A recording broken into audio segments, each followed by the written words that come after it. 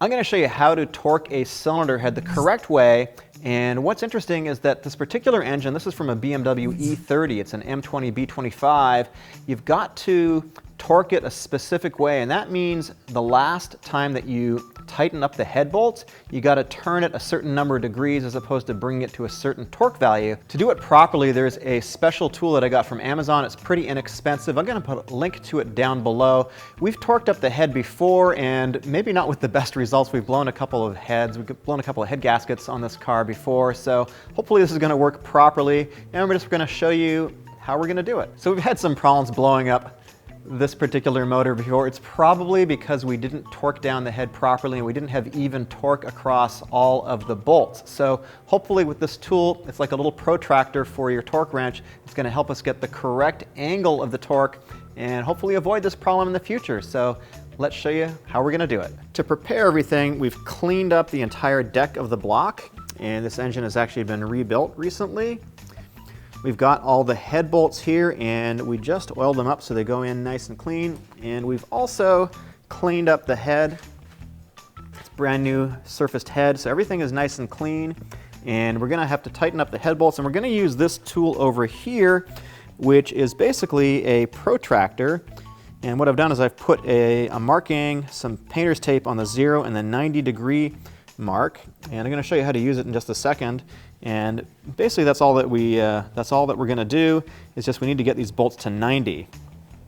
Go over to the BMW manual here. So there's an order specifically to tighten up the head bolts, and then on this particular BMW, which is an E30, what you got to do is tighten up the first time. You do stage 1 to 30 Newton meters or 22 pounds, and then you do 90 degrees and then 90 degrees again. So it's kind of an odd sequence of things to do, but that's how it works in this BMW, so let's show you. First thing we're going to do is put the head gasket on, and because everything is so nice and clean, it's a little bit slippery, so if we just put it on, it actually slides off by itself. So one of us is going to hold the gasket in place, the other one is going to go get the head, put it on, and then one of us is going to put the bolts in. So what's going to happen is I'm going to hold the gasket in place, and I'm going to put in a couple of bolts.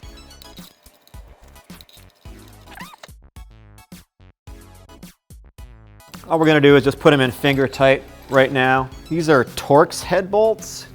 They look, they've got this weird Torx kind of head, and you need a special, need a tool like this. So I'm going to put everything on a link in my Amazon link down below, and I get a little bit of money if you purchase this stuff off Amazon. Certainly not a lot, but I will get compensated a little tiny bit for it. So if you're going to use these, would appreciate it if you click on my link. It doesn't cost you anymore. And so in this particular head, it requires 22 pounds, like I said over in the book over there, to begin with, 30 Newton meters, I think it is. So we got this nice torque wrench. This is a CDI. This is a pretty nice one. When you're doing some engine work, you definitely want to have something a little bit more accurate. I don't think your Harbor Freight torque wrench for $26, which you're going to use on your wheels, is really what you want to use when you're torquing an engine together. So you want something a little bit more accurate. This is a mid-priced option. There's some higher priced ones too.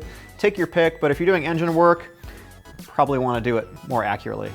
We're going to do a cross pattern here, basically, where we start in the middle. Yeah, we're going to start in the middle, and then we go out, and then we move in. So basically, we keep the torque, we kind of distribute the torque as we're doing it across the entire head. First round is 22, so we're going to start with number 1. There's that one, and we're going to take this to 22 pounds, which is not very much. And a little click, and that's it. Only 1 click. I know some people in the comments of my other torque wrench video were talking about 2 clicks. No, no, no. 1 click only, never 2 clicks. I don't care what your grandpa said. I don't care what your next door neighbor said. It's 1 click. Look it up on any torque wrench website. 1 click, guys. 1 click. All right, number 2 is going to be right. Yep. There. All right. All right, so for the next round, we're going to use this tool here. I think I already showed you, but I put some tape at the 0 and the 90 to make it really easy for us. It's probably, you probably can't see it that well on camera, but basically what we're going to do is we're going to put this, our end, here like that, and then the wrench on this side. That's it. So we're going to have somebody, aka me, hold this as we go through it. So number 1 is going to be that one, I believe. That's what this is, to clamp onto something that's stationary on the motor so that this doesn't move, it doesn't pivot. Oh yeah. All right. Oh yeah. So let's see. 0. Let's see. Put it like to there. All right. So we're just putting on an exhaust stud here. That's pretty good. And we're just going to turn it from one piece of tape to the next, and that's it. In one continuous motion. Wow. Would we have gotten it that accurate? I don't think so. We weren't that accurate before, so we're trying to do it in one continuous motion. All right, so you can see how we set it up basically. So we set this, oops, it's loose right now. You can move it around. So we're basically going to set it to the 0 mark. So put a little pressure on this sucker. Get a little pressure, get it set up, and then I'm going to move the camera out of the way here for a second. Here we go. We're going to go to 90. And 3, 2, 1. 90. All right. I'll show you what that looks like. Did you say that's 90? That looks pretty good to me. It's 90.75. I was a little off. 90.75. Yeah, we're off it a little bit.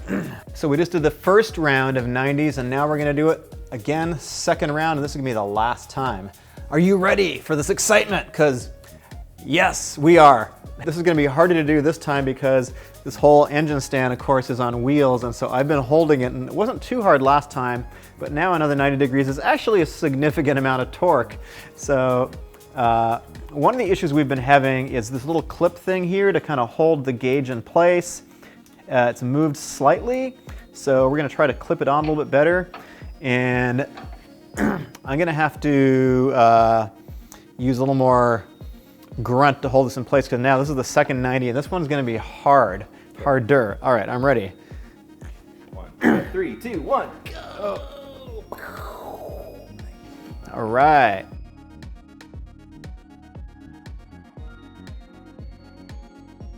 So that's how you torque a BMW E30 head. For the record, this is an M20 B25 engine. That's a 2.5 liter inline 6 that comes out of a BMW E30 in 1989. My name is Eric. If you want to subscribe, it's going to be right over here. I've got a whole bunch of videos on the Toyota Supra, and I know you guys love that. We're going to have a few more tool videos coming up as well. See you in the next one.